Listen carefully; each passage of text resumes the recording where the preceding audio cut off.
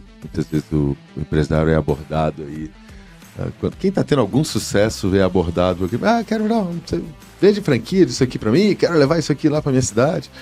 E muitas vezes é assim que o cara é gatilhado para pensar em expansão, mas expansão tem e deve fazer parte da estratégia de todo negócio, né? Que quer alcançar lugares maiores.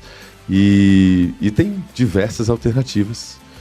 Eu posso expandir minha base de clientes simplesmente aumentando alguns canais de venda, passando a vender online do meu produto, ou passando a criar outros canais de venda com alguns revendedores, enfim.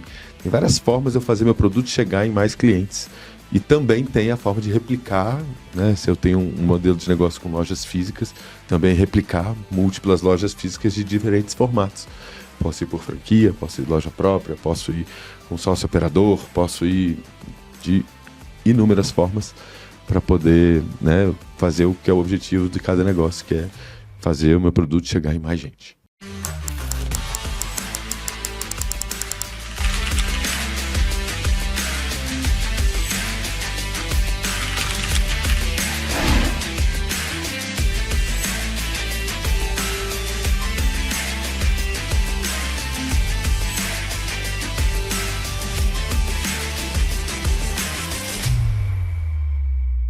Salve, salve turma, sejam bem-vindos a mais um BWAcast, o podcast oficial da BWA Global. Agora tá ensaiado, tá vendo? Muito bom.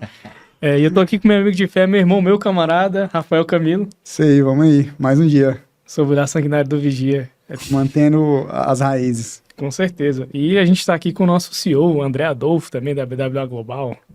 E aí, pessoal, mais um podcast juntos, né? Tivemos que mudar o horário por causa do CEO, né? Que ele falou, poxa, como é que vocês estão gravando podcast terça-feira, 15 horas da tarde? É o horário de ricos e famosos. Tá tendo nada pra fazer aí, não? E hoje a gente tá aqui com o nosso grande amigo, né, parceiro de longa data, esse podcast que a gente namora mais de um ano, né, Edu? Tem tempo, mas bom demais estar aqui, prazerzaço. Bem-vindo aí, Edu Santinoni, grande Eduardo. Ele que é diretor regional do Centro-Oeste da ABF, também é sócio fundador da Y Consultoria, né, referência em expansão em franquias, e também ele é host do Franquias na Prática, um grande podcast que aborda vários temas de franquias, né, referência aqui na nossa praça e também no Brasil inteiro. Então, bem-vindo aí, Edu, obrigado aí pela sua presença, meu irmão. Valeu demais, prazerzaço estar aqui. É legal de ver também como a gente faz amizades duradouras, né? O Edu gravou com a gente lá na caverna ainda, né? No porão, né? Lá no porão. Nós compramos os equipamentos, tem até hoje, né? Tem. Microfonezinho, a gente fazia a gravação, tinha episódio que ficava massa pra caramba, e nós ia ver a gravação, o áudio. Eu falei, caraca, velho. E às vezes que a pilha descarregou, porque era um gravador a pilha, né? Então já aconteceu da pilha. Gravaram o podcast todo e não saiu nada. Não foi o caso do nosso primeiro, não? Não. Teve um que foi o Bruno da Estônia, velho. Foi um baita episódio, o cara deu muito insight quando foi olhar. Não tava gravando, não. Nossa. Então, hoje em dia, né, com a graça de Deus, a gente tá nessa estrutura. Agora é BWA, né, cara? É BWA, padrão BWA, né? Tem mais porão, não. Então, cara, vamos entrando aqui, né, nesse tema. Não tem como falar de Eduardo Santinoni e não falar de expansão, de franquias. Perfeito. Então, hoje a gente tá aqui junto com o André, né, também especialista, principalmente no contexto de como que o crescimento do negócio, ele acompanha o planejamento tributário. Então, a gente vai fazer um bate-bola bem interessante aqui, né? Para trazer as opções que a empresa pode ter de expansão e como que isso vai impactar no tributário dela. Perfeito. Então, Edu, para começar, cara, eu queria que você trouxesse quais são as principais opções que um negócio tem para expandir de uma forma mais saudável. Muito bem. Expansão é a vida de muito negócio, né? E acho que muitas vezes o empresário é abordado aí. Quem está tendo algum sucesso é abordado aqui. Quero não, vende franquia disso aqui para mim, quero levar isso aqui lá para minha cidade. E muitas vezes é assim que o cara é gatilhado para pensar em expansão, mas expansão tem e deve fazer parte da estratégia de todo negócio, né? Que quer alcançar lugares maiores. E tem diversas alternativas. Eu posso expandir minha base de clientes simplesmente aumentando alguns canais de venda, passando a vender online para o meu produto, ou passando a criar outros canais de venda com alguns revendedores, enfim. Tem várias formas de eu fazer meu produto chegar em mais clientes. E também tem a forma de replicar, né? Se eu tenho um modelo de negócio com lojas físicas, também replicar múltiplas lojas físicas de diferentes formatos. Posso ir por franquia, posso ir loja própria, posso ir com sócio operador, posso ir de inúmeras formas para poder, né, fazer o que é o objetivo de cada negócio, que é fazer o meu produto chegar em mais gente. Isso é uma grande validação, né, do seu negócio quando alguém quer comprar ele. Né? Exato. Ou franquear, né? Ou perguntavam pra gente, né? O pessoal de outros estados, vocês franquiam a Holder? E tem uma questão que o pessoal sempre acredita que franquia é o único formato de crescimento. E não é isso, né? É isso. De jeito nenhum. E tem até teoria para falar um pouco sobre, né, como concluir se a franquia é mesmo o caminho para mim. Embora a gente, na Y, né, tem a franquia como nosso principal pilar e DNA, porque a gente é fornecedor do sistema de franquias como consultoria, a gente é franqueado, então a gente opera unidades franqueadas de algumas marcas. Hoje a gente opera 3 marcas diferentes. E agora, mais recentemente, a gente se tornou franqueador, a gente se tornou sócio da marca Açaí Puríssimo aqui de Brasília. E assumindo... Cliente BWA. Cliente BWA. Também. Cliente Bike. Então a gente senta nas 3 cadeiras, né, do franchising, franqueado, franqueador e fornecedor do sistema de franquias. E estou, né, ocupando o honroso lugar de ser diretor daqui da Regional do Centro-Oeste pela Associação Brasileira de Franchising. Temos podcast e franquia, temos franquia até a tampa. 100% do tempo, quase. É isso, mergulhado todo o tempo falando sobre isso. Mas franquia não é para todo mundo. Não é para todo modelo de negócio. E ela é só uma estratégia a mais de expansão. E enquanto é importantíssimo as pessoas entenderem que elas precisam né, parar para traçar sua estratégia de expansão de modo mais intencional e não simplesmente ir no fluxo. É muito comum o cara falar, abre franquia disso aqui, e alguém responder essa sua pergunta de Holder, calma aí, você quer franquia? Tá bom, deixa eu viabilizar aqui. Vai lá e dá um jeito de arrumar uma COF, uma consultoria que vai te desovar uma circular de ofertas para aqui na sua mão, você assina o contrato, o cara transfere 50 mil, você fala, que maravilha de negócio. Inicia um processo complexo que é se tornar franqueador. Ajudar outros empresários a terem sucesso com a sua marca não é para todo mundo, nem para toda estratégia, nem para todo negócio. Vamos colocar o tributário aqui, né? No Nossa. meio. Uma coisa que eu vejo muito, a questão do crescimento, a franquia acabar sendo algo mais vantajoso, até pela questão tributária. Porque, por exemplo, a gente tem lojas lá, franqueadoras, que, por exemplo, elas vão precisar estar no lucro presumido ou no lucro real. Mas a operação dela ali, por ser tão pequena, já não faz sentido um lucro presumido e um lucro real se não estiver no simples. Perfeito. Eu só como uma empresa, logicamente eu vou chegar no faturamento que eu vou ser obrigado a sair disso. Né? E como, até direcionar a pergunta aqui pro André agora, né? Cara, como sair dessa armadilha, né? Desse crescimento que eu vou ter? E se eu não for ser franqueador e ter outras pessoas trabalhando comigo para dividir aquele faturamento e receber um royalty ali, eu vou ter que ir pro lucro real e lucro presumido. E é um problema grande que algumas franqueadoras estão passando por isso hoje, né? A gente tem feito alguns trabalhos com algumas franqueadoras e, engraçado, até dando um passo antes de entrar no tributário em si, tem um grande amigo meu que fala sempre que é a estratégia que define a estrutura, né? Não a estrutura que define a estratégia, né? Então, acho que para a gente escolher o caminho que a gente vai crescer, a gente tem que primeiro escolher o caminho para onde a gente quer ir, para depois definir o que a gente vai colocar no meio dele, para entender as capacidades que a gente tem, porque eu vou ter que entender quais recursos eu vou ter que ter para isso. Então, até para definir se eu franquio, se eu compro a franquia, se eu vou crescer organicamente, até porque tem empresa que você vender demais quebra, né? Ela não tem capacidade de vender, dobrar ou triplicar de tamanho no ano, porque ela não tem fluxo de caixa para suportar o giro que ela vai ter ali, a necessidade de capital que ela vai precisar. Então, voltando diretamente para o assunto das franquias, o que o mercado de franchising tem enfrentado hoje, né? E muita consequência do cenário econômico que a gente vive. Muitos negócios foram criados numa base de que seus franqueados serão optantes pelo Simples Nacional. Quando se observa o ecossistema como um todo, né? E do que a gente tem hoje de problema no Simples? Primeiro você tinha uma primeira etapa que é o franqueado, quando ele começa a crescer, ele não tem capacidade de ter mais de uma empresa no Simples, ou 2, ou 3, ou 4, ele tem que ter 10, 15, 20, e aí você tem uma pressão fiscalizatória muito grande hoje. Laranjal. Frutas cítricas, né? o sócio cítrico. Então você tem um problema dessa ordem inicialmente, olhando para um passo, eu falo ali de 2006, estou falando de quase 20 anos atrás, né? E o que é que a gente tem de 2006 para cá, da criação da última lei do Simples para hoje? Qual o problema que a gente tem? É que a correção da tabela do Simples Nacional ela quase não existiu. Então a gente tem um projeto de lei que está engavetado aí há mais ou menos 2, 3 anos que não anda. E daí a gente teve uma inflação absurda no mercado, especialmente da pandemia para cá. E daí teve empresas que nem cresceram, mas que faturam mais. E consequentemente não conseguem se manter no regime tributário que elas estavam. E o que a gente vem visualizando hoje enquanto BWA, junto às franqueadoras que a gente vem prestando assistência e aos franqueados também que a gente atende, é e agora? Porque eu não estou lucrando mais, eu estou faturando mais, mas com custos maiores em virtude do preço que eu comprava, o preço que eu vendia. E daí, como é que eu vou fazer? Porque quando eu saio do Simples para o presumido ou real, eu tenho uma diferença absurda de carga tributária. O cara não sai ali de 12% de carga tributária para passar a pagar 14, 15%. Ele pula para 20, 22, 24% e ele fala, cara, não dá, não consigo pagar.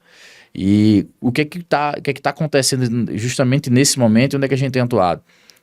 Como é que a gente consegue remodelar e reposicionar as franqueadoras? Porque você imagina uma franqueadora instalada num único estado, voltada para operações de importação, ou voltadas para operações de distribuição ou produção, que é a tipicidade da franquia, ela está produzindo alguma coisa para entregar para alguém, para os seus franqueados, né? Para fornecer para eles, e daí de repente hoje eles não têm mais essa capilaridade porque tudo mudou. Então você tem hoje um franqueado pagando o DIFAL na entrada das mercadorias, dependendo do estado, uma pressão muito alta, ele muda de carga tributária, não consegue suportar, a franqueadora tem que reposicionar, porque senão ela chega num dilema. O que é melhor? É melhor ter grandes franqueados que tem uma estrutura organizacional melhor, talvez, muito provavelmente, tem muito mais estrutura e capacidade de expansão. Então você vai ter um franqueado com 10, 20, 30, 40 franquias, unidades, porque gosta, entende, se especializou naquele segmento, ou ele chegou num ponto que ele não vai poder ter mais. Porque se ele muda de carga tributária, de regime tributário, ele não tem capacidade de suportar e inviabiliza o negócio dele. A ideia é o quê? Reduzir. Eu vou parar agora de ter... Qual a estratégia comercial da franqueadora agora? É pegar novos, pequenos franqueados ou dar suporte para que o grande franqueado continue se expandindo. Então, é todo um ecossistema que começa a ser replanejado dos dois lados, seja do franqueado, seja da franqueadora. Porque eu não consigo crescer mais, eu tenho que pivotar para outro negócio, e a franqueadora vai ter que reposicionar os tipos de ações comerciais que ela vai fazer ou só a própria estratégia de distribuição. Não tem muito tributário aí nessa questão de Deixa eu te franquias. perguntar uma coisa. A gente tem um ambiente, o que você está descrevendo então é que estando no Simples, está, né, digamos, se tornando o pior negócio a cada dia, uma vez que essa tabela não é reajustada e vai pressionando esse empresário. E a maior parte dos modelos é feito para se sustentar no Simples. E aí, claro, para eu ter 3, 4 unidades, se eu for, né, zerando aí, não trabalhando com as pessoas cítricas, eu vou ter que mudar de regime, certo? Então eu crio uma barreira, eu estou pressionando de baixo e estou criando uma barreira em cima que dificulta esse ambiente, é isso? É isso. O que acontece, como é que isso repercute em dados para o franchising brasileiro? Se a gente for pegar o maior multifranqueado brasileiro, ele tem alguma coisa perto de 120 unidades. Ela tem 120 lojas de mais de uma marca. Mas poucas. E aí, do jeitinho, né, que você falou que foi especializando ele em um setor. Pô, você olha assim, um cara com 120 unidades de uma marca é bem robusto. Mas se a gente for levar essa realidade para os Estados Unidos, lá, os multifranqueados têm milhares de operações. Tem multifranqueado com 3 mil, 4 mil operações. Com ação aberta em bolsa. E então a estrutura tributária lá favorece que esse cara vai lá, põe gasolina nesse tanque e voa. Segue. E esse cara expande, cresce e abre ação em bolsa. Nós estamos falando de 3 mil unidades para um franqueado. você ter ideia, né, isso é maior do que a maior parte das franqueadoras brasileiras. Né? A gente tem a Cacau Show em primeiro lugar lá com um pouco mais de 4.000 unidades, Boticário ali na faixa dos 3.000 e quase 4.000. E depois disso, esse cara é maior do que o resto tudo. Então, das franqueadoras brasileiras.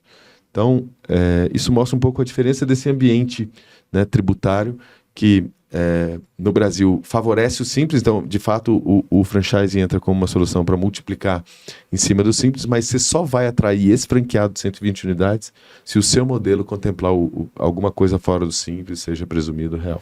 A gente também fala da questão do simples, mas tem tipo de atividade que o lucro presumido também pode ser muito benéfico, né? Se for algo muito voltado para a área da saúde também. Ou, por exemplo, o açaí puríssimo, né, tinha esse problema maior antes. Olha o jabá do açaí puríssimo. Porque, por exemplo, uma unidade para rodar tinha que ter até 3 funcionários, se fosse um pouquinho maior, 4.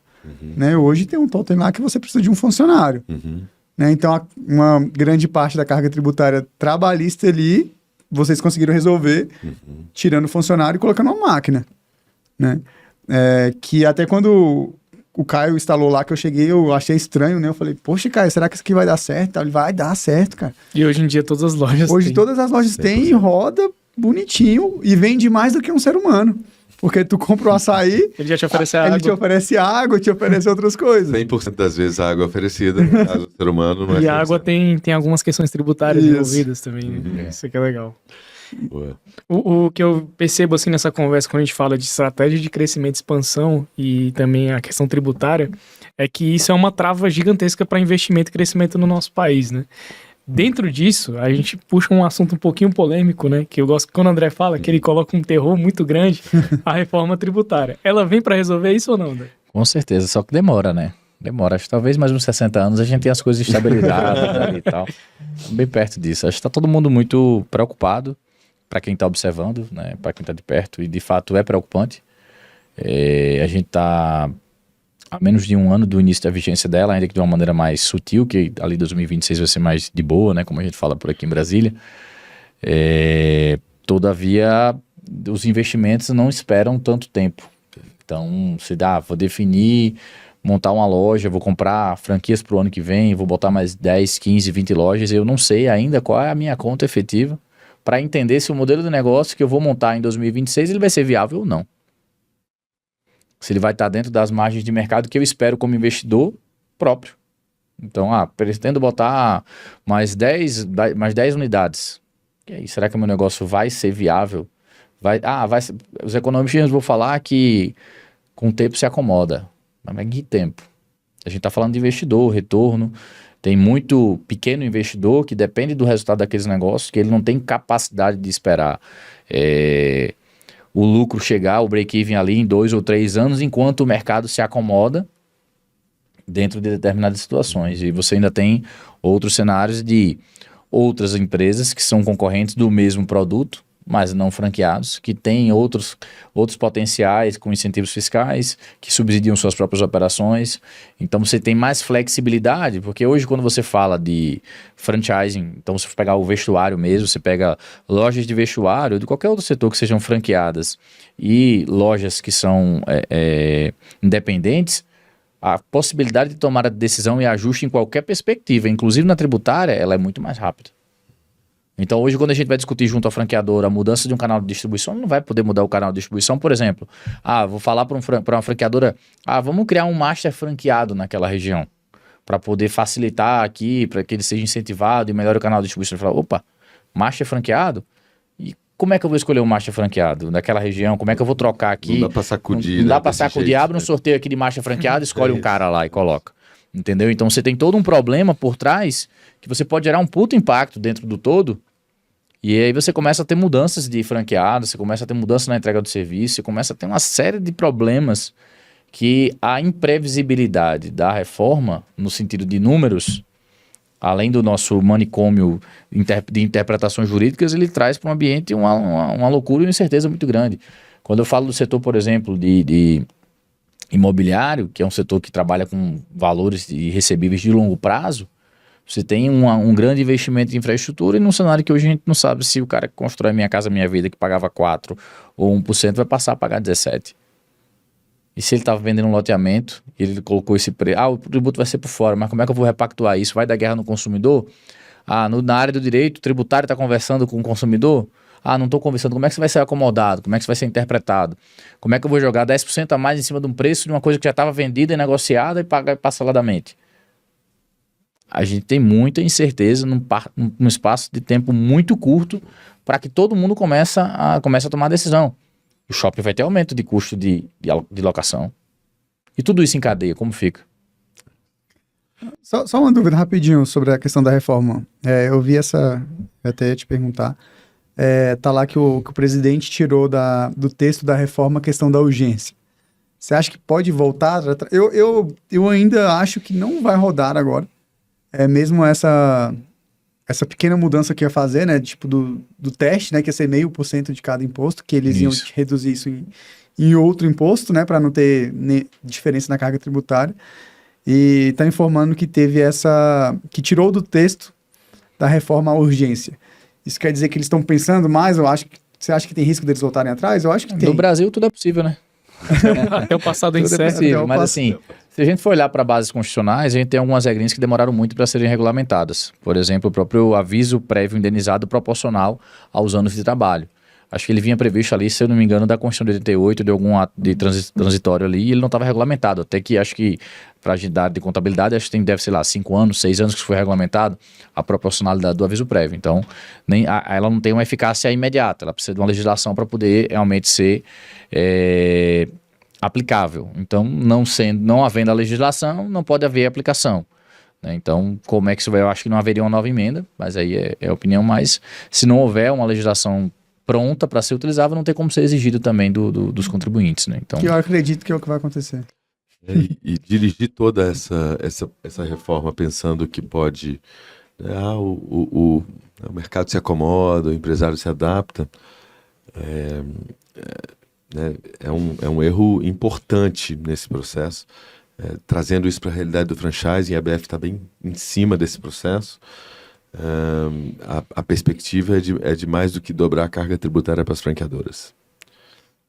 Então, isso é um Como tiro que falaram lá, né? Falaram, não, a indústria foi muito penalizada durante muito tempo, agora vamos penalizar o setor de serviços. Que loucura, né? É isso. E aí, nós estamos falando de um setor que representa, né, mais de 2% do PIB brasileiro, que é multissetorial, então se tem essas complexidades voltadas para o setor, né, lá no varejo, no calçadista, na alimentação, no serviço, tudo isso é franchising. Então, a gente adiciona as complexidades desses setores específicos nesse mais do que dobrar a carga tributária, com certeza essa conta chega no consumidor. Assim, não tem como fugir disso, dessa conta chegar no consumidor.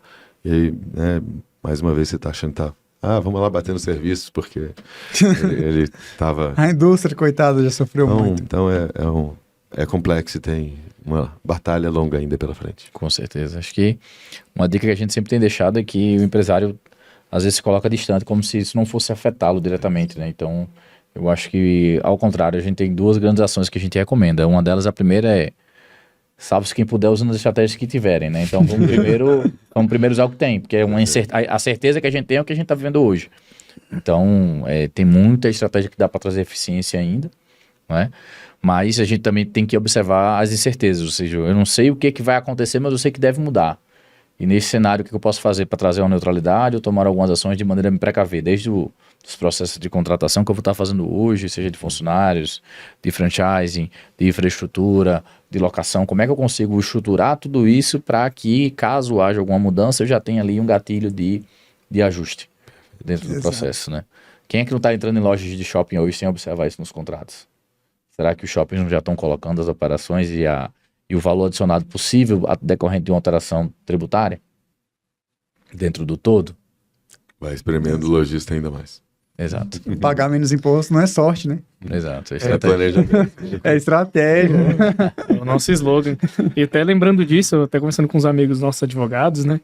Eles falando que tá tendo um boom muito grande, né, de já doação em vida de imóveis, né? O André trouxe essa questão do imobiliário, porque tem uma previsão de um aumento gigantesco da carga, né, sobre herança. Então, não tô esperando, né, chegar o momento da partilha para já antecipar esse imposto e ter essa mudança, ou seja, a estratégia, né? Tipo, poxa, eu sei que o cenário é muito negativo no futuro, então já existem algumas estratégias, né? Por isso que é muito importante contar com especialistas para te assessorar nesse ponto, né? E só sobre essa questão do franchise, é muito importante, Edu, a gente sempre te pergunta isso, mas é muito bom ouvir de você. Quais são as recomendações que você traz para o franqueador que quer expandir o seu negócio e para o franqueado que quer entrar no empreendedorismo, quer começar a empreender? Quais os cuidados que ele tem que tomar assim nas duas pontas? Isso depois que ele virou franquia ou a gente vai dar um passo para trás? A BWA poderia franquear hoje? Pronto, boa.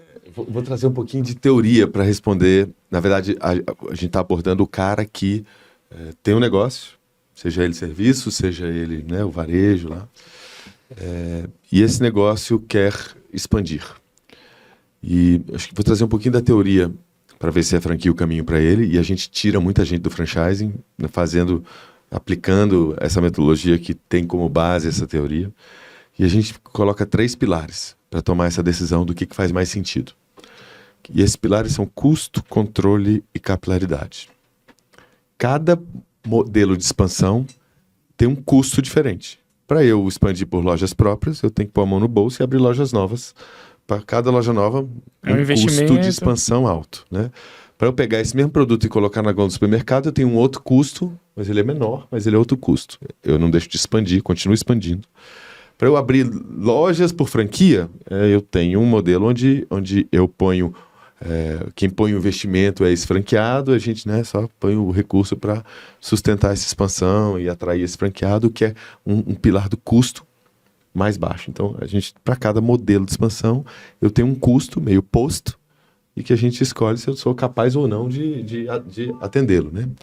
E aí a gente vai olhar para esse processo. Custo é um pilar. Vamos olhar para os outros 2. Controle e capilaridade.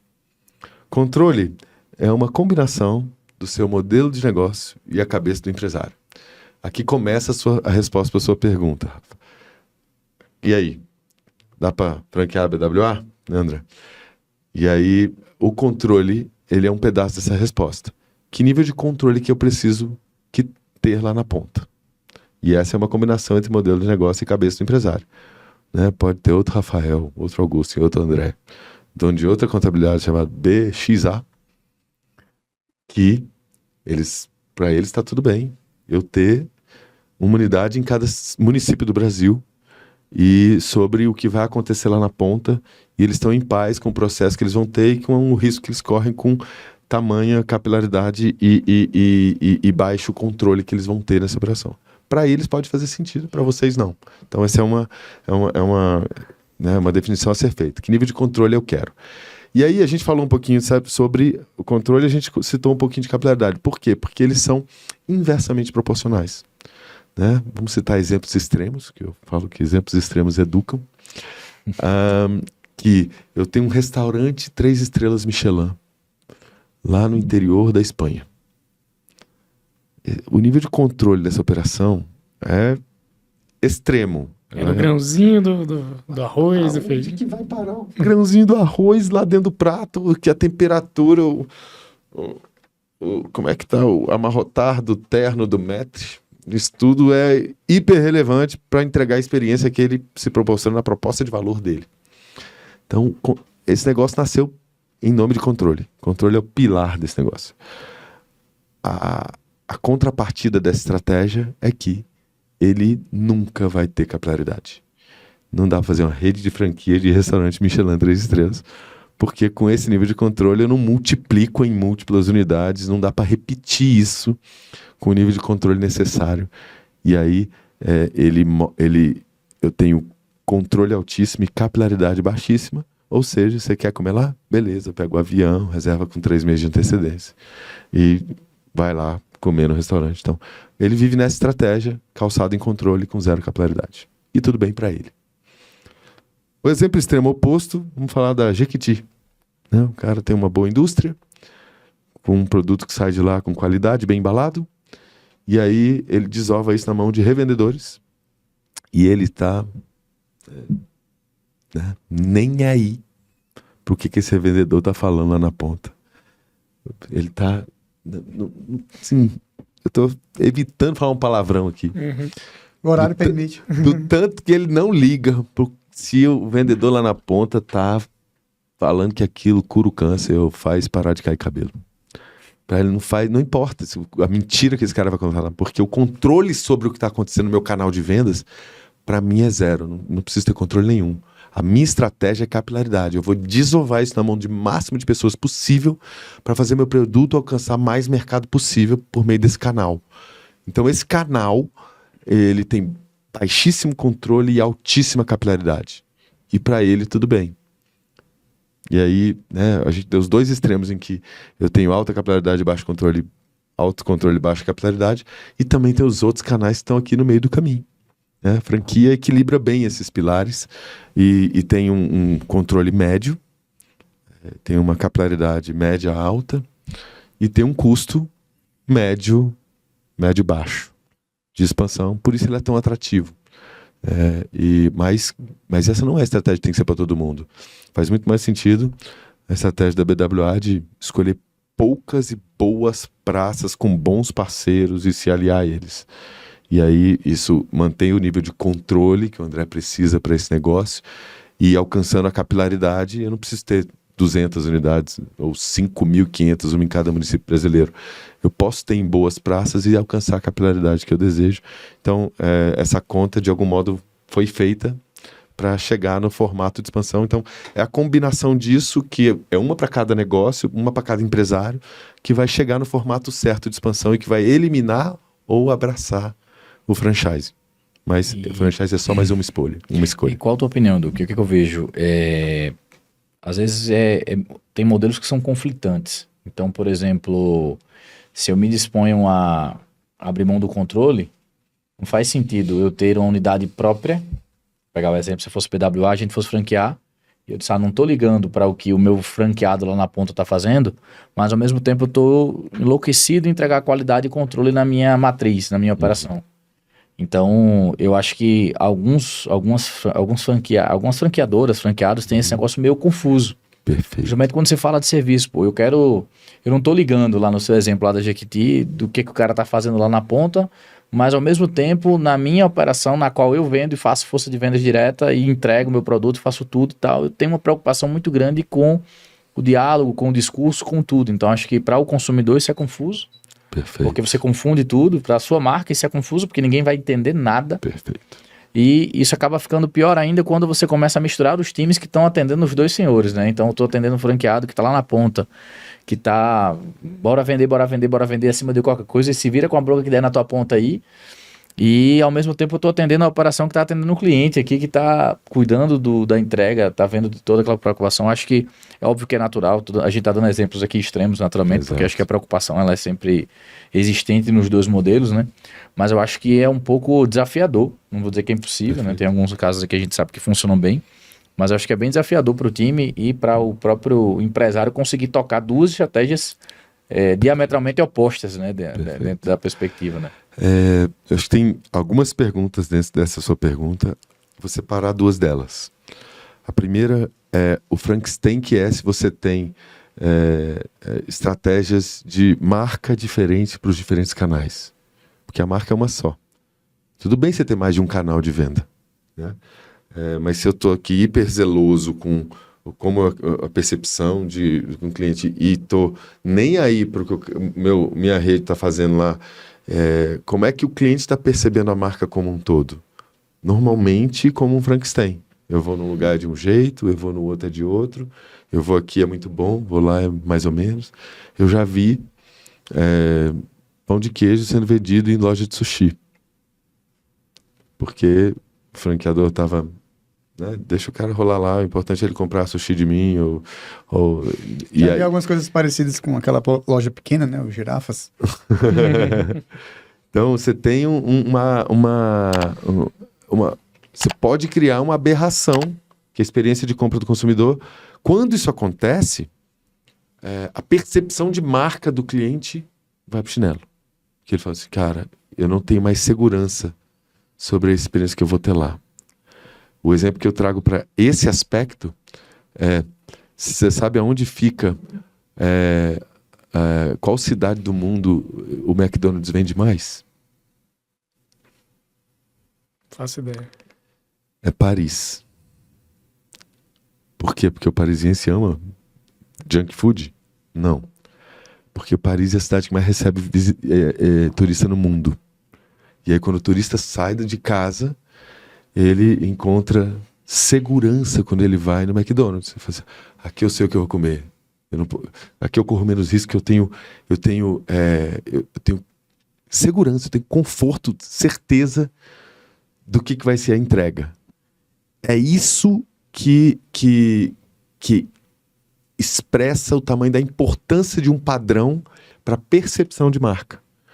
Então, se eu não tenho um padrão na hora de exigir qualidade de todos os players que carregam a minha marca, eu vendo pão de queijo no sushi e a minha percepção de marca vai pro chinelo. Agora, se eu sou rígido em processo e cuidadoso com isso, eu tô, antes de mais nada, cuidando da marca, a ponto de você, quando viaja para Paris, fala assim, cara, quando eu vou no McDonald's, eu entro lá e falo assim, tô em casa. Em casa. O McDonald's é uma marca americana, você tá em Paris, você é brasileiro, e você entra lá e fala, tá em casa. Porque ele gera segurança. Esse é o tamanho da importância de marca. Então, esse, para mim, é um pedaço dessa pergunta. O outro pedaço dela é o desafio, sim, que muitas marcas vivem, de agora eu tenho um canal para cuidar de próprios, e eu tenho outro canal aqui para cuidar de franquia, e eu tenho o mesmo time para fazer os dois. E eu tenho vários problemas nesse caminho, que são culturas distintas. Franchising requer outras habilidades, outras construções. Você tem um parceiro no meio aqui que chama franqueado, que é um empresário que colocou dinheiro lá e apostou nessa marca, abraça, dorme e acorda respirando essa marca igualzinho o dono da franqueadora. Então ele se sente e é dono dessa marca do mesmo jeito. E aí essa equipe tem que lidar com esse intermediário, que é uma figura totalmente distinta de todos os outros parcerias de negócio que existem em todos os outros modelos de expansão. Então eu tenho competências para lidar com isso, para cuidar disso, que é muito diferente da galera que cuida de loja própria ou de vender, sei lá, vamos pensar na loja de roupa aqui que vende para o multimarca. Ele entrega produto lá, fala, toma aí, te vira. Desova aí, o problema é seu. E não houve chororô no dia seguinte, não tem. A relação totalmente diferente. Imagina se pega esse cara que quase faz sei lá, cara que entrega pedido lá e fazer essa relação na construção aqui com o franqueado, que é o cara que é empresário no meio do caminho, que investiu na marca, tem outra relação. É claro que isso aqui vai estourar. Então, eu preciso de competências, equipes específicas para lidar com os canais diferentes. E normalmente essas equipes têm abordagens distintas, têm objetivos distintos, embora todo mundo carrega a mesma marca.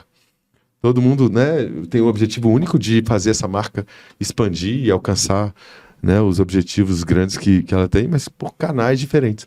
Então, a sua pergunta foi tão rica que ela trouxe aspectos bastante distintos da abordagem do franchise, uma voltada para padrão e segurança lá no consumidor final na ponta, e outro voltado para como é que isso tudo acontece no dia a dia de uma franqueadora e como cuidar de times diferentes para atender canais diferentes. Vamos parar para pensar aqui sobre a jornada desse franqueado. Ele foi abrir uma loja de Em Brasília. Vamos contar a história dele. Ele é funcionário público. Pronto. Funcionário público. Ele juntou R$250 mil. Fez um consignado. para complementar com o capital de giro. E pegou lá e apostou, escolheu uma marca para ele falar assim, eu vou empreender nesse negócio. Ele fez essa jornada. Agora coloca no ponto de vista do franqueador. O franqueador, quando foi abrir esse negócio, ele virou pro pai dele e falou assim, pai, tem uma ideia. Eu vou abrir uma hamburgueria aqui, chutando, tá? Uma coisa aleatória. Pode nem ser a marca que a gente tá falando. Eu vou abrir uma hamburgueria aqui e eu preciso de R$300 mil. O pai dele virou pra ele e falou assim, você tá louco, meu filho? Você é maluco? Vou colocar R$300 mil na sua mão pra você abrir. Não, se vira. vai dar seus pulos. Ou seja, o franqueado coloca na sua marca um valor de investimento que o seu pai negou para você. É esse o nível de confiança que esse cara colocou ao entrar na sua marca. Então, essa relação começa desse jeito. Normalmente essas duas conversas acontecem, tá? A do pai, bem comum, e a do franqueado, que vive essa jornada que a gente escreveu. Então, é esse o nível de parceria que essa relação tem que ter. Agora, é claro, tem modelos de negócio que tem mais dificuldade, tem diálogos, porque essa construção precisa ser muito conjunta, trazendo esse cara para perto, né? Quando esse diálogo não existe mais e quando o modelo não sustenta, ou quando o suporte não acontece, ou quando até mesmo o franqueado não faz a parte dele, também tem essa. O franqueador às vezes não faz a dele, mas muitas vezes o franqueado não faz a dele. Eu sou franqueado, eu tenho loja que eu sei que eu sou um franqueado ruim. Eu sei, e eu falo isso abertamente, cara, eu não me dedico lá. Eu vou te mostrar aí o tanto de coisa que eu tenho na vida para fazer, e eu sou franqueado disso também. E esse é meu cenário. E eu não vou ser o top da rede. O top da rede é o cara que está lá mergulhado. O cara que vive, respira a marca. Esse cara é aquele cara que você olhou nesse encontro e falou assim, esse cara está engajado, esse cara está fazendo. Por quê? Porque ele está de fato empreendendo com aquilo. Está mergulhado. Aquilo é o plano A e o plano B para ele. Não tem resultado sem gestão, né? Não tem resultado sem gestão, sem estar presente, né? Ainda mais quando o cara é franqueado de uma unidade. Quando o cara é franqueado de uma unidade, ele tem que estar lá, mergulhado nela. Aí ele vai multiplicando, quando chega lá em 20, 30, 4 que seja, ele precisa de gestão para tocar múltiplas unidades. Mas normalmente esse cara, ele tem 1, 2. E aí ele está lá presente. Aí esse cara, ele traz a franqueadora, ele constrói junto. Então, são vários aspectos que chegam no dia da reunião virar uma reunião de condomínio. E esses aspectos passam por qualidade de modelo, de entrega da franqueadora, de qualidade de diálogo, porque, né, é muito dialogal, é muito conversacional essa relação, mas também passa por qualidade do franqueado, por característica empreendedora desse franqueado, por execução dele. Normalmente não é uma equação unifatorial, e a gente, né, aponta o dedo para o outro lado. Enquanto você está apontando o dedo um lado para o outro, quem está perdendo é a marca. Eu fico imaginando até o trabalho de educação aí, né? Porque todo mundo acha que eu vou abrir uma franquia, ela vai me dar dinheiro, né? E teve uma pessoa lá no escritório que me falou, eu tô pensando em abrir tal franquia e tal, o que você acha? Eu falei, cara, e quanto que sobra, né? Eu falei, cara, essa franquia aí vai vender uns 40, 50 mil por mês, deve sobrar uns 4 mil ali, 5 mil reais pra você. A pessoa falou, só isso, Rafael? Eu falei, oxe, tu tá vendendo 40 mil no negócio, tu acha que ele vai te retornar quanto? 15 mil? Achei que era. Eu falei, meu Deus, é como que o pessoal não tem conhecimento, tem uma noção tão longe assim do que é uma franqueadora, né? Porque, cara, uma franquia, e a gente vê que os caras vão começar a ganhar muita grana mesmo com franquia quando ele vira um multifranqueado, né? Porque uma franquia, cara, acho que franquia para deixar 15, 20 mil já é umas franquias bem mais top ali, né? Pra no final das contas cair isso no bolso do investidor. Essa relação, ela varia muito de setor para setor. Se eu pego uma franquia de contabilidade, de serviço, essa margem tende a ser melhor a meu favor, né? Franquias de serviço tendem a ter melhores margens percentuais. Logo também, né? Se eu faturo 40 vendendo hambúrguer, eu faturo 40 vendendo serviço, eu tendo a ter um pouquinho mais de retorno financeiro vendendo serviço. Com outros desafios, são outros modelos. Mas esse é um problema chave, Rafa, que você trouxe. Porque é a capacitação do candidato a franqueado.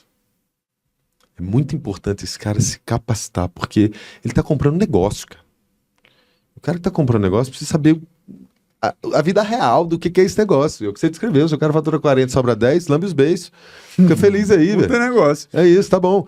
E quanto você investiu para isso? E aí, normalmente, esse retorno vai ser proporcional ao que você investiu. Então, não dá para eu entrar na Babilônia que sobrou 100 mil reais e eu vou aplicar numa franquia e que daqui a pouco eu tô tirando 50 mil por mês e se você achar esse negócio, me fala. Eu quero Também quero investir, hein? né? Talvez eu largue tudo, né? E vai abraçar, porque se ele desistir, mas e quando isso acontece é muito exceção. Então, normalmente existe uma proporcionalidade entre o valor investido com o valor que você vai estar recebendo mês a mês. Isso vai variar um pouquinho conforme o setor que você está entrando. E é preciso entrar e ter essas conversas sobre isso com o candidato a franqueado, para ele não entrar iludido. Então esse cara que você começou precisa de... Cara, eu vi um podcast como esse e se capacitar sobre o que é ser franqueado, como é que é essa Não jornada é malhar vai ser. quarta-feira, 3 horas Eu da acho tarde. que Não. Eu sonhava assim, tá? Quando eu fui virar franqueado, o meu sonho era malhar 4 horas da tarde. Eu nunca malhei 4 horas da tarde. e fechando aqui do meu lado, eu vejo que o PowerPoint ele tem dois lados, né? Acho que quando a gente vai comprar, ele é estático.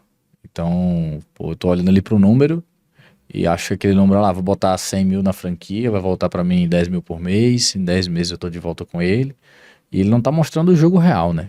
Para chegar naquele resultado, além de apesar de algumas franqueadoras terem ali um trabalho de avaliação de mercado, de ponto, tudo mais, muito bem feito, ele é um número estático. E aí a segunda parte é você jogando o jogo e fazendo um checkpoint com o PowerPoint.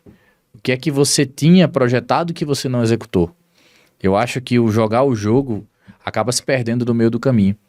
E depois disso você vem para uma segunda etapa quando você cresce, porque o conhecimento, o empenho que te trouxe até você realizar aquele PowerPoint projetado lá atrás ou mais que aquilo, não vai te levar para você projetar 3 ou 4 vezes mais que aquilo, não. Então o investidor, o franqueado, ele vai ter que se esforçar mais, ele vai ter que estudar mais, ele vai ter que entender novos desafios, ele vai ter que trazer mais gente preparada para poder assessorar ele para esses novos cenários, para a reforma tributária, para o crescimento, para discussões que são inúmeras aí, a gente sabe como é difícil empreender e que a brincadeira nunca acaba, então não dá para treinar, nem dá para ir para academia na quarta-feira, 3 horas da tarde. Né? Com certeza. Modelos de expansão, depois de franquia, qual que você mais gosta? Bom, Já tirei franquia, porque eu já... tiramos franquia. Tem por loja própria, né? A gente precisa de um pouco de capital ou fontes de captar recurso para viabilizar lojas Um próprias. planejamento tributário bem mais caprichado. Planejamento tributário bem caprichado e gestão muito afiada para poder dar conta. Você imagina a Drogasil com 5 mil pontos de venda, 6 mil pontos de venda, sei lá, muda todo dia. Tudo próprio. Fazendo a gestão à distância, com uma equipe em cada um desses 6 mil pontos de venda. Imagina o nível de gestão que não tem que ter nesse negócio. Então, eu gosto de exemplos extremos para trazer essa. Então, próprio é muito bom, mas requer esses desafios diferentes, mas aumenta a barrinha do controle, que a gente falou. Eu gosto muito de ter sócio operador à frente do negócio. Né? É um pouco do modelo que a BWA, né, executou aqui em Brasília com vocês.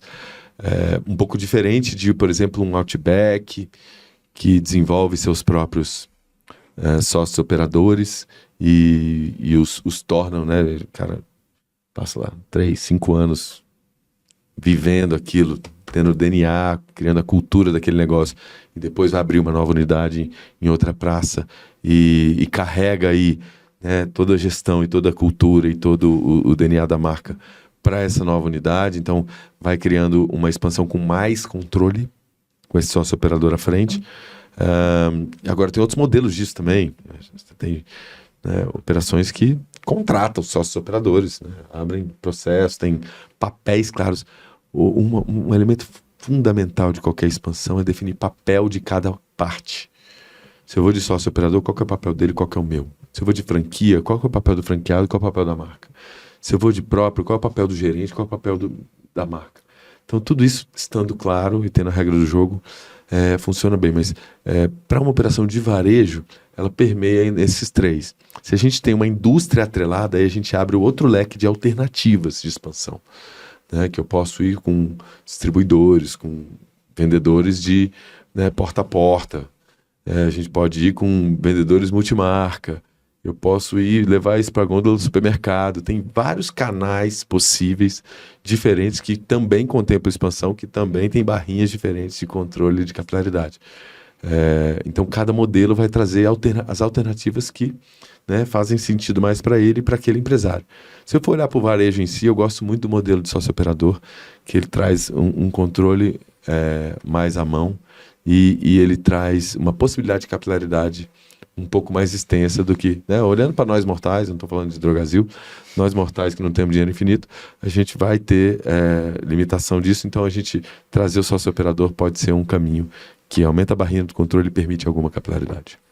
Um ponto que eu gostaria de puxar muito com o André nessa questão. Estou querendo expandir, seja por franquia, seja por sócio-operador, unidades próprias. Qual o checklist que esse empresário precisa ter com relação aos cuidados tributários? Assim, onde eu compro, onde eu vendo, enfim, tudo que o empresário que pensa em expandir tem que colocar na ponta do lápis. É coisa, viu, meu amigo? Faz um checklist. Quase checklist. Cara. Mas assim, eu acho que olhar para o tributário entendendo que a gente não vai ter tanta dificuldade em termos de regimes para escolher, né? Essa parte é fácil, só tem 3 teoricamente para a gente escolher ali. Tem o quarto que a gente... Tem o quarto que a gente deixa ele de lado ali, do ponto dele, mas são 3 ali, então isso tecnicamente é mais fácil. Mas acho que o conjunto ele tá atrelado a toda a gestão do negócio, né? Então é o todo. Eu não consigo olhar só para o tributário se eu não entender o operacional, sem entender o financeiro do negócio, porque eu preciso, para expandir, vou precisar olhar para pessoas, vou precisar olhar para processo, vou precisar olhar para grana, que eu vou precisar também, e vou olhar para o tributário. Então, tem que juntar tudo isso num pacote de maneira que eu consiga realmente ter... que eu consiga deixar tudo isso engrenado, na realidade. Então, acontece muitas das vezes de expando, mas não tenho capacidade de entregar. Vou para um lugar, mas desconheço o custo tributário. Quantos franqueados vão para... Vou voltar para o PPT, lá para o PowerPoint, tá?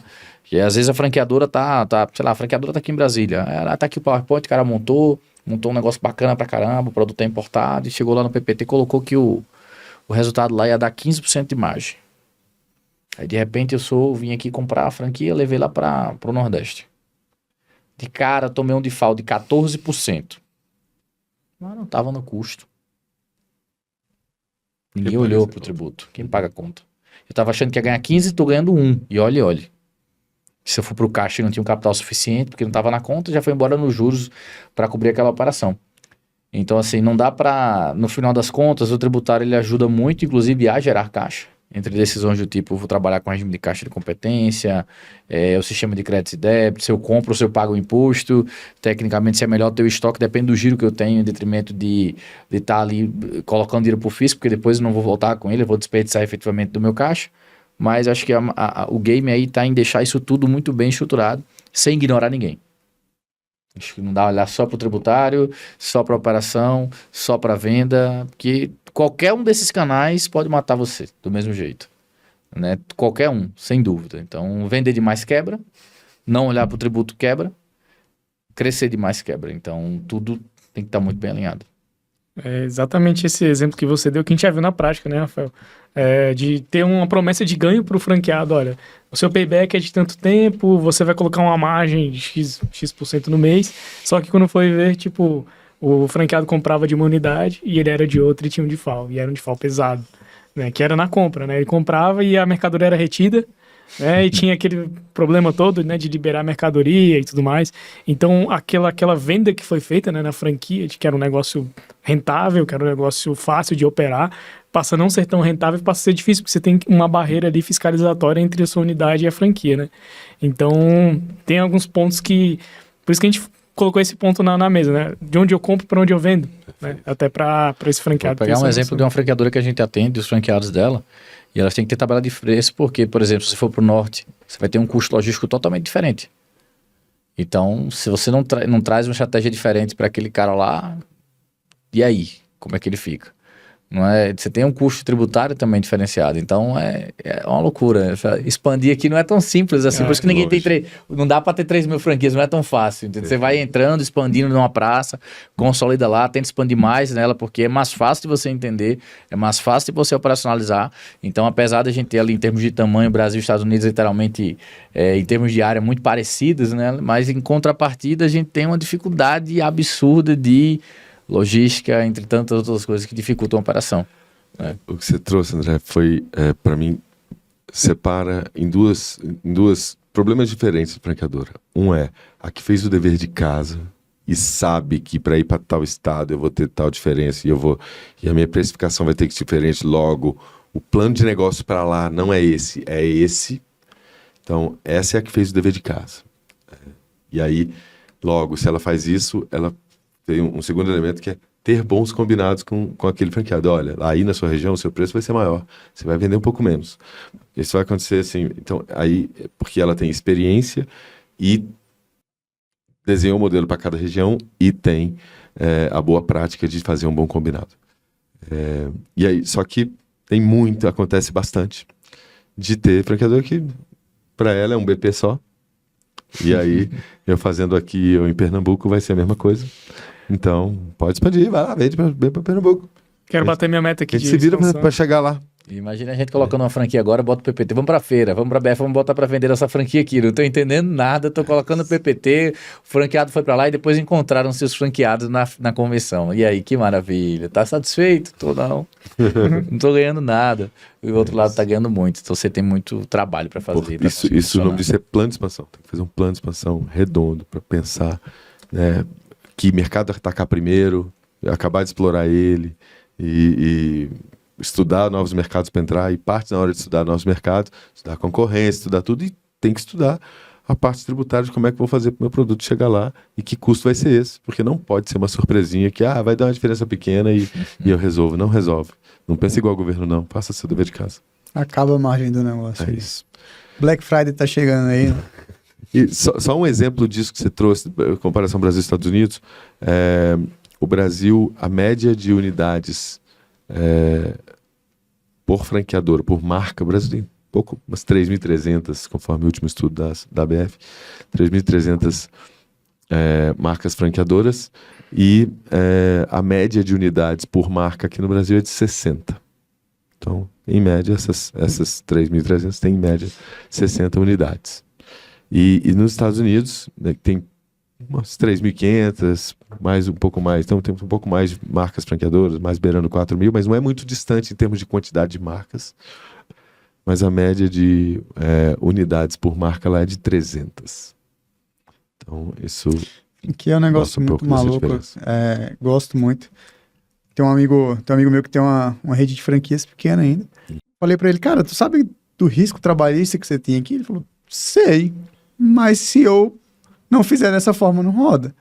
E eu falo para todo mundo desse risco trabalhista dos meus franqueados. Inclusive, a gente teve uma ideia lá de abrir uma diferente e tal. Aí a gente teve a mesma conversa. Eu falei, cara, para mim não faz sentido ter esse risco todo do trabalhista. Aí ele falou, cara, mas se não for assim, não roda.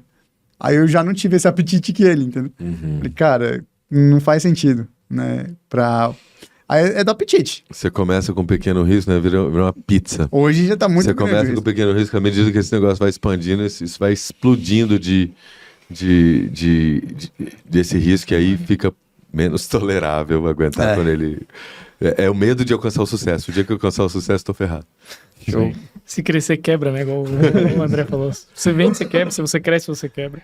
Isso já é uma pauta para Organize, né? Só para fechar a quantidade de franqueados que procuram a gente, porque tem que parar de vender em novembro e dezembro, porque não vai estourar o limite do Simples. E agora? É loucura. Mas é isso. Isso me mata. Estamos aqui Fechar para as ajudar. portas. Isso me mata. A gente, É muito contra-intuitivo isso. a lição que a gente toma, né? Que o Brasil, de fato, não é para amadores nem para profissionais, né? Então, a gente não tem essa possibilidade de crescimento, né? Então, entristece muito a gente, mas é um desafio que quem empreende já bate no peito e bola para frente, né? Por isso que é importante contar com grandes especialistas como Eduardo, André, time da BWA, Y Consultoria, para dar esse suporte, né? E fazer você entrar no trilho ali e fazer parte do game, né?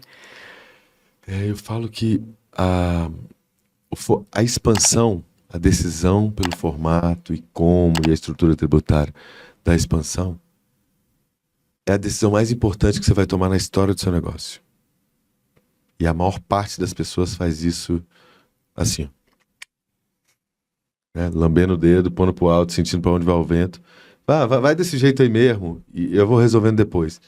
Sem a construção de uma estratégia clara Então, já que é a decisão mais importante da história do seu negócio, ela requer um nível de profissionalismo e dedicação, né, dos sócios para as escolhas e decisões corretas nesse processo, para não virar você colocar um motor de Ferrari num Fusca e vai capotar ali na frente. Eu não sei quando, mas eu sei que vai. Então, fazer de maneira estruturada para essa expansão ser sustentável. Porque se for pelo modelo de franquias, não capota só você. Capota um monte de empresário que apostou no seu negócio e que vai estar na sua ter o prejuízo junto contigo. E às vezes é uma quantia da vida da pessoa, né? Esse é parte da jornada. O cara quebrou o porquinho dele e não tem plano B. E aí, porque você tomou decisões atabalhoadas, ele também paga essa conta. Cara, eu me coloco muito quando eu incentivei minha irmã a abrir uma hamburgueria lá. Essa história é muito legal porque a franqueadora nunca teve uma unidade própria, nunca nem tinha coffee, não tinha nada. Incentivei minha irmã a abrir, abre lá e tal. Quebrou muito rápido, eu fiquei com isso mal, que ela era sargento lá da aeronáutica lá, e saiu e pegou a grana dela e botou nisso e perdeu tudo. Até hoje eu me sinto mal. Quando eu tiver muita grana, eu ajudo ela. Aí, André, direto pra tu. No fim, você tem participação, mas a responsabilidade é dela. Porque é uma decisão dela. Sim. E me aliviou, né? Isso é parte do que a gente tem que cuidar. Mas também, senão a gente, né, vai morrer em terapia a vida inteira por influências que causou... Não, cara, no fim do dia... Mas isso me deu uma lição muito grande. Hoje eu não incentivo mais ninguém a abrir nenhum negócio. Sério. Cara... Não, você tem que incentivar a abrir a franquia certa, fazer o estudo certo, aprofundar e com as perguntas certas para abrir o negócio. Um bom business plan, enfim. Na época eu era muito emocionado. Emocionado. Você ainda continua. Ele continua. Abre, vai dar certo. Tá tudo errado. Vai dar certo, porque errado já deu, né? Já errado já deu. Isso aí.